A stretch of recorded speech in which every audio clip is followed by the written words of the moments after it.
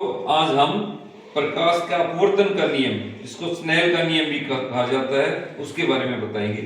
जब प्रकाश एक पारदर्शक माध्यम से दूसरे पारदर्शक माध्यम में प्रवेश करता है तो वह अपने पथ से विचलित हो जाता है।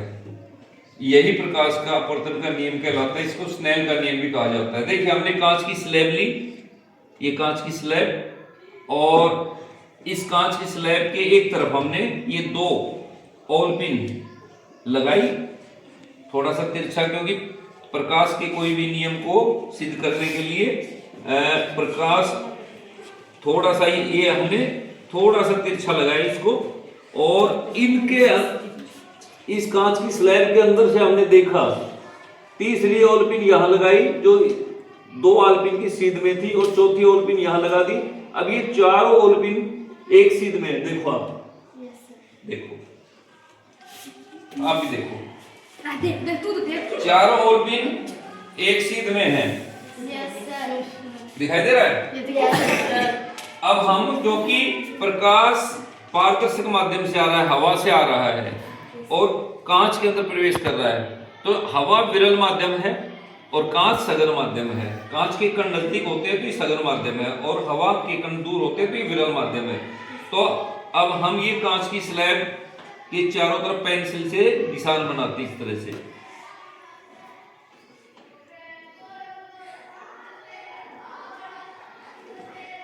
यह हमने निशान बना दिया, और अब ये आलपिन जो है इनको भी हटा करके निशान बनाते हैं।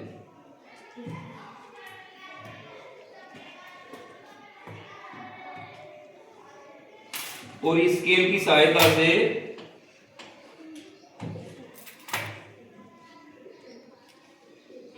कांच की स्लैब का जो निशान था उसको गहरा कर दीजिए।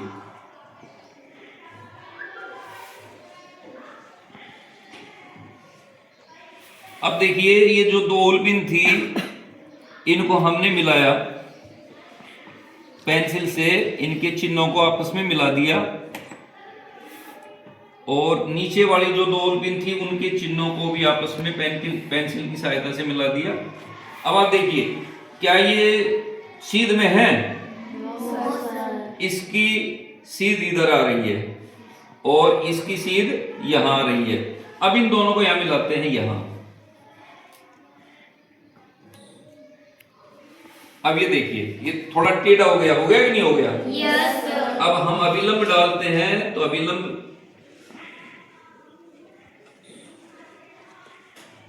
ये अभिलंब है, ये अभिलंब है। अब आप ये कोण और इस कोण में क्या अंतर पाते हैं? बताइए, बताइए, इस कोण में और इस कोण में क्या अंतर है? कुछ अंतर दिखाई दे रहा है? क्या है? ये चौड़ा, हाँ बड़ा है, और ये छोटा। इसका मतलब ये प्रकाश की किरण क्या हो रही है? अभिलंब की ओर, अभिलंब की ओर क्या हो रही है? ये छोटी, झुक रही है, झुक रही है, तभी तो कोण क्या हो रहा है? छोटा, छोटा। ठीक है, इसको साइन आई और इसको साइन आर कहेंगे। जो किरण आ रही है उसका नाम आपतित किरण है। जो किरण इस कांच की स्लैब में मुड़ी उसका नाम है, क्योंकि वो अपवर्तित हुई तो वो अभिलंब की ओर झुकी, तो इसका नाम, इस किरण का नाम क्या होगा? अपवर्तित किरण। बाहर वाली का नाम क्या है? आपतित किरण, ये अपवर्तित किरण। और फिर यहां से फिर बाहर गई, इसको निर्गत किरण कहेंगे। इसमें भी देखो, अंदर छोटा कोण है और बाहर क्या बन गया? ये बड़ा, हवा में बाहर। इसका मतलब क्या है कि वायु से जो प्रकाश आ रहा था उसकी जैसे ही कांच में वो एंट्री की तो उसकी चाल में क्या आ गया? परिवर्तन आ गया।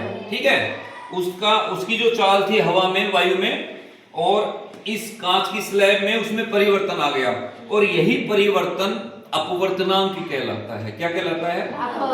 जब प्रकाश एक माध्यम से दूसरे माध्यम में प्रवेश करता है तो उसके पथ में विचलन हो जाता है, उसका पथ जो है ना भटक जाता है, और वो पथ जो भटकता है वो प्रकाश का एक माध्यम में चाल और दूसरे माध्यम में चाल की वजह से होता है। इसको प्रकाश का अपवर्तन कहते हैं, और इसको स्नेल का नियम भी कहा जाता है। अब ये छोटा सा आप घर भी कर सकते हो। देखिए, कांच है, अंदर पानी है, दोनों पारदर्शक माध्यम में, बाहर वायु है। अब वायु से हम देख रहे हैं पेन को, तो पेन टूटा हुआ नहीं है, लेकिन जैसे ही हम इसको डिप करते हैं पानी में तो ये टूटा नजर आता है, क्योंकि हम देख रहे हैं प्रकाश हवा से और पानी में जा रहा है या फिर कांच में जा रहा है, तो अपने पथ से क्या हो रहा है, विचलित हो रहा है। ये भी प्रकाश के अपवर्तन के नियम पर आधारित है, ये भी स्नेल के नियम पर आधारित है। समझ में आ गया? Yes sir. Thank you.